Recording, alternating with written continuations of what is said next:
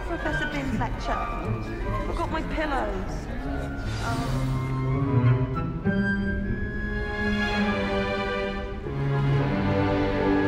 In today's lesson, we will cover a truly thrilling event. The Goblin Rebellion of 1752 and all its triumphant tragedy. But more specifically, we will address the devastating effect it had on the wizard milling industry. Throughout the many goblin battles, countless wizard cloaks were lost. Actually, we do know the number.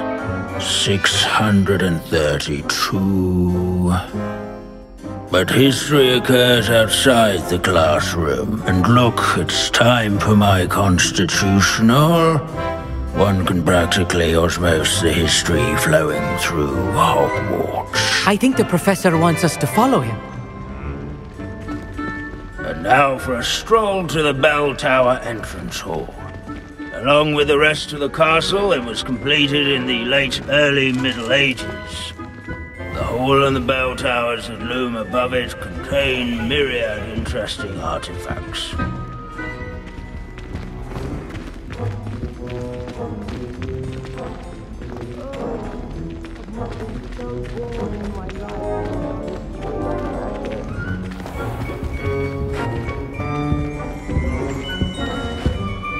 Good to see you again. Recovered from that nasty bout of dragon pox, have we? That wasn't me, Professor. I'm new here. Are you? Well then, welcome. No doubt you're eagerly anticipating my analysis of various wizarding councils, codes, statutes, and of course, goblin rebellions. Not all goblins are rebellious. Some venture into wizarding politics, such as Eargit the Ugly. Some are talented artisans, such as Bragbor the Boastful. Did you say Bragbor? I know that name. Lord Gok said he was an ancestor of Ranrock. Well known for his metalwork. I would imagine much of his goblin-wrought iron and silver has survived to this very day. Where were we? Oh yes. Back to our class topic for today. Grimbold Weft. Another notable historical figure. He's right nearby. Curious students can find him on display here in the bell tower entrance hall. I recommend that all students introduce themselves to this hero of Hogwarts. Can you tell me where I might find Grimbold Weft? Oh yes, Grimbold Weft. Quick with a needle and thread, that one. He's a fascinating artifact of the Goblin Rebellion of 1752. At any rate, he can be found nearby, perched in his case. Revelio. Bell Tower entrance hall. There, students with a thirst for knowledge would do well to seek him out. Interesting. Not Grimbold Weft. Searching for Grimbold Weft.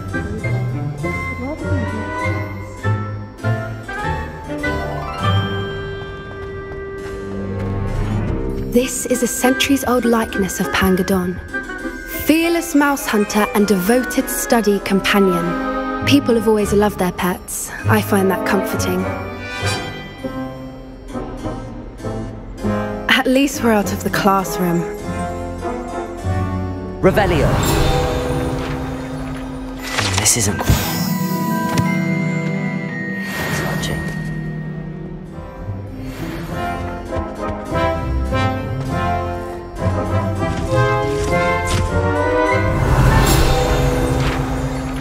No, this is...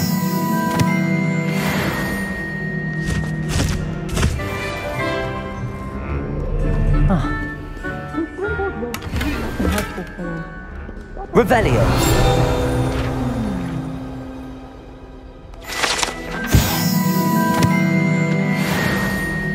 Oh yes, I see you found Grimbold Weft.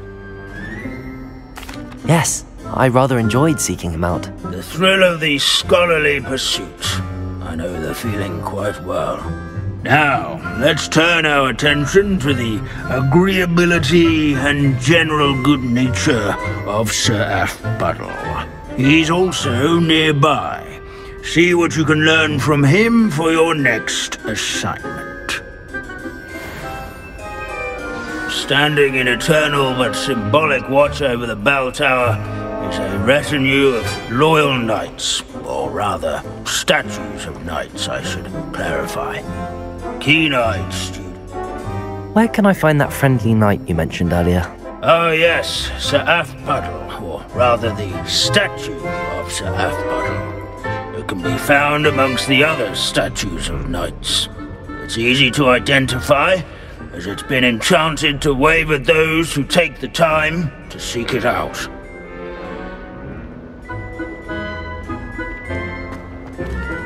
Wagadu's history is, well, a bit different than that of Hogwarts. To make the waving statue's acquaintance. Revelio. These bits of broom are all that's left of a witch called Celine Wartnobby.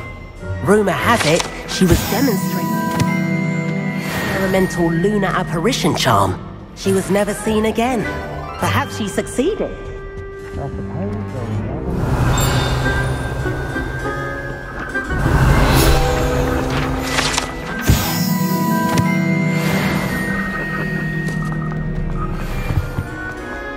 Our students often complain about the many staircases at Hogwarts, but they never bother me. Professor Binns, I found the statue of Sir Aphbuttle. Ah, well done. Alas, Sir Aphbuttle's affability was his undoing. Died instantly trying to befriend a basilisk. Eye contact is not always to be encouraged. So beloved was he that even some goblins mourned his passing. Of course, that did not bode well with the rest of the goblins, most of whom could not abide mourning the loss of a wizard. Pity goblins and wizards can't get along. True.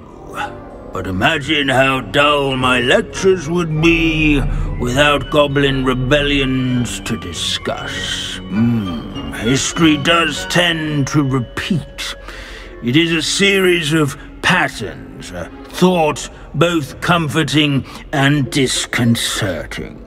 The wise student, such as yourself, will learn from it.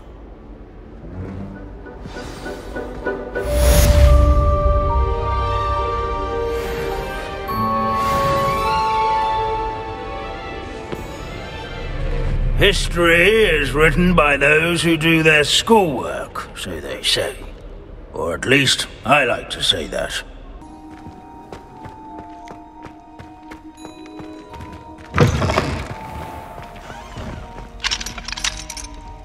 Aloha Mora.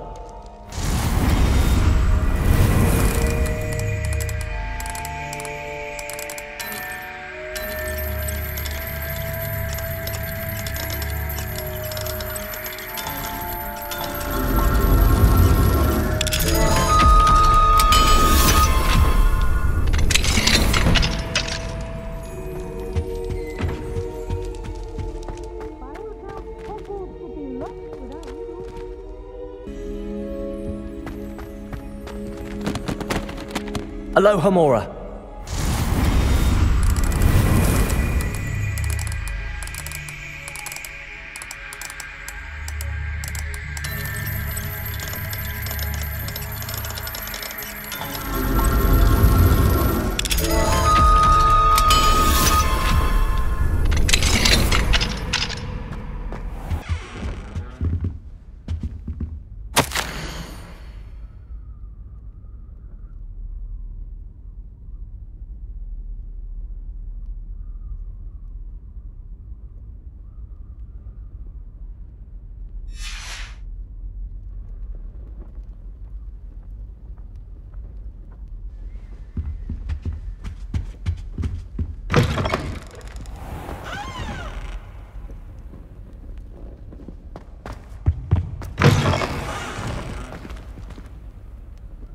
Professor, could you spare a moment? How may I help you? I'm interested in the Goblin rebellions of the past. Ah, certainly. Their history is part of our history. In fact, you can trace most Goblin rebellions to wizard intervention. More specifically, the laws governing wands and who may legally possess them.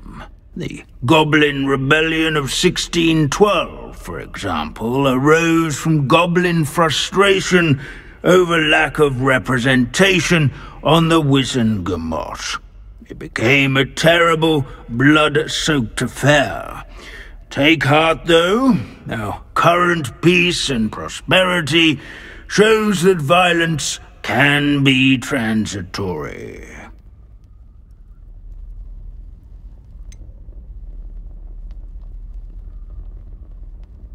But Hogsmeade was just attacked, Professor. If I'm not mistaken, and I rarely am, one of the 18th century's rebellions was led by Urg the Unclean. He had been dunked in a pond publicly by a group of young wizards, if you can imagine that. Another rebellion in 1752. The rebellion was so badly mishandled that Minister for Magic Albert Boot was forced to resign.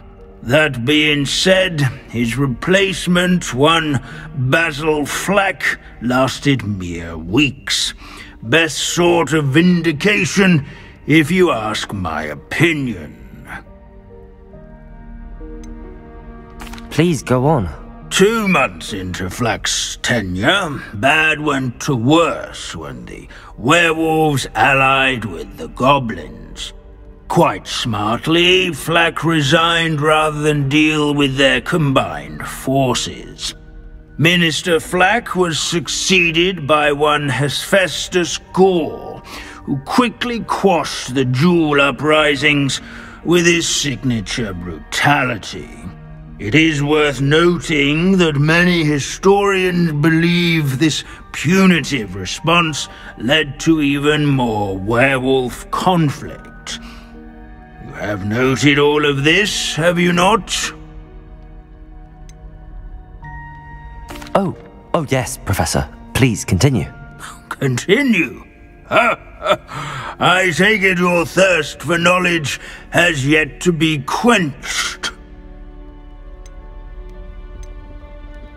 If you would be so kind, Professor Binns. I rarely find an audience, captive or otherwise, eager to engage in such historical minutiae. I find your lectures quite engaging, sir. Thank you for sharing your vast knowledge. My sincere pleasure. Now, I do believe I should be preparing for my next class. Good day to you.